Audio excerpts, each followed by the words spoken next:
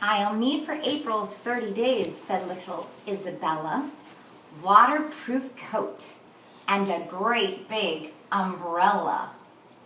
It's supposed to rain a lot today, so I thought that was fitting. Good morning and happy Thursday.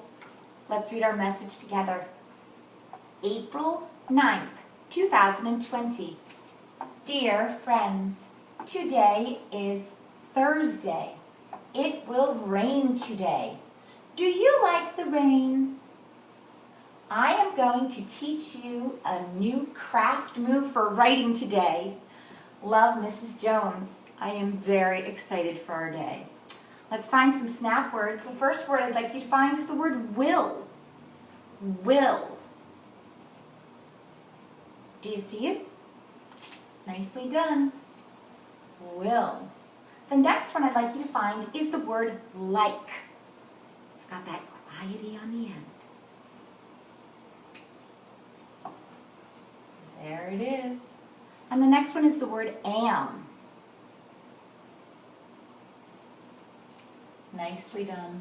Let's see how many syllables are in each of those words. Say will. Will. 1. Like. Like. Am. The temperature this morning was 39 degrees, and it was definitely getting ready to rain. Alrighty, so what I want you to think about today is the word said. Said is a new snap word. We're just adding it. Said. And the thing I like about the word said is it's a handy word to have. So we're going to think about that word today as we think about our craft moves in writing. Here's the word said. Looks like this.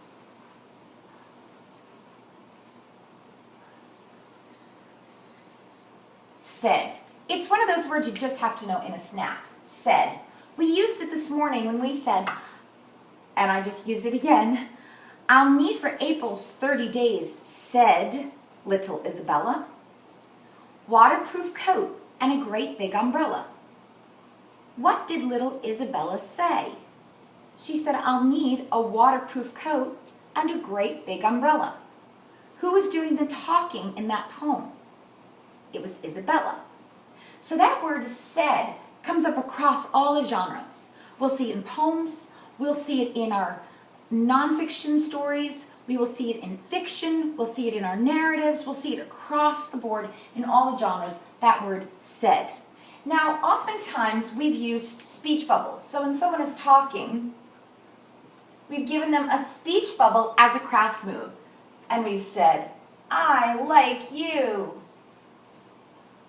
And that's a great craft move to use, giving the speech bubble. But today I want to turn that speech bubble into a sentence that's framed with the word said. So this morning I was thinking and talking with my family about what they like for breakfast. So listen to this sentence. I like oatmeal, said Callum. Let's take a look at that. I like oatmeal, said Callum. And actually switch to black so it stands out a little bit better. Even my choices on the board often have a purpose. Sometimes I like the way the black and the white stand out together. So, I like oatmeal, said Callum. I like. What did I do? You noticed right away, moved that arm over. And this word like should be smooth and fast. If it's not going down smooth and fast for you, I want you to keep practicing it. I like oatmeal. Oatmeal. I'm going to say the first part of that word. It's one word, oatmeal, but 2 syllables. Oh. Now I can concentrate on the second part. Oatmeal. That's the second syllable. Meal. I like oatmeal. Ready for the fun? Okay. So, somebody's talking, and I'm going to add said Callum. Here's my word said. I've got it right there. I don't need to look for it. And yes, use it if you've got it. So I'm going to use it. said, magic C around, drag it up, up, up, drag it down. Even when we're writing smooth and fast, we've got to remember that letter formation. I like oatmeal, said Callum. And I know how to write my son's name, so I'm going to put it right there. Here's where the fun begins. We're going to add talking marks today. What is it that Callum said? He said, I like oatmeal. He didn't say, said Callum. He was being the speaker, and I'm just letting us know who was speaking. What is it that Callum said? Here come the talking marks. They start right before what he said. Those are called quotation marks. Sometimes I call them talking marks because it tells us someone is talking. I like oatmeal. That was the end of what he said. So where does the ending quote go? Where does the ending talking mark go? Right there. Do you know how we make commas when we're talking? We use that little comma. Well, talking marks are two of them together, and commas usually sit on the ground. I put one here as a pause. They take a quick breath. Talking marks are up in the air. So I'm going to erase those to not confuse you, but I just wanted to show you how easy they are to make. They're like little C's. Little C's that didn't quite make a whole C. Here are my first set of quotes. There's the quotation marks to start what Callum said. Here are the quotation marks to end what Callum said. I will also refer to them as talking marks. What is it that he said? I like oatmeal, said Callum. It's a little different than a speech bubble. It gives us more, I think it gives us more room to include more interesting things. Speech bubbles sometimes limit us, but this way here, I can start to write a whole story because I'm always thinking about stories about what my family members like for breakfast. So this is my first sentence. I like oatmeal, said Callum, and I put an ending mark here. I'm not using an exclamation mark. It was just a statement.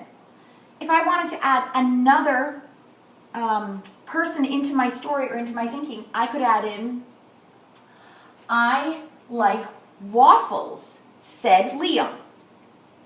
So now I have a page 2 already thinking. I'm talking across my pages. I like oatmeal, said Callum. My next page could say, I like waffles, said Liam. My next page could say, I like bananas, said Dylan. So my brain is already talking across the pages to start a pattern story about the things my family likes for breakfast. And it all started by me thinking about that word said. So at home today, I want you thinking about this word and these quotation or talking marks and how you can put this craft move into your story. So go back through the stories you've been working on. Look at a speech bubble that maybe you've got with someone saying something. Can you turn that speech bubble into a sentence and now use the word said? Isn't that exciting? I couldn't wait to get here this morning just to talk to you about this. I love the idea of getting that word said into our stories. Alrighty, that's it for now. Bernard and I are going to go and continue to write together. I hope you're able to do the same. Tomorrow's Friday. I'll see you then. But for now, keep a picture in your pocket and a poem in your head, and I will do the same.